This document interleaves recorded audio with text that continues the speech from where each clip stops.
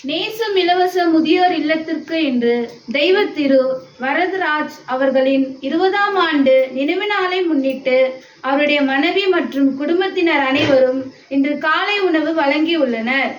மேலும் அவர்கள் குடும்பத்தில் உள்ள அனைவரும் சீரும் சிறப்புடன் வாழ எல்லாம் வல்ல இறைவனிடம் பிரார்த்தனை செய்கிறோம். வாழ்க வளமுடன், வாழ்க வளமுடன், வாழ்க வளமுடன்.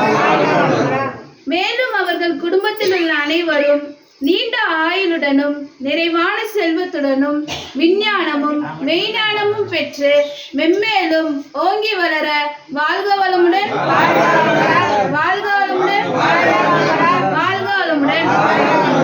உணவு பிரார்த்தனை. இறைவா, ஒவ்வொரு நாளும் நாங்கள் உண்ணும் உணவிற்கு நன்றி செலுத்துகிறோம். அனைத்து உயிர்களும் நிறைவுற்று வாழ வேண்டுகிறோம்.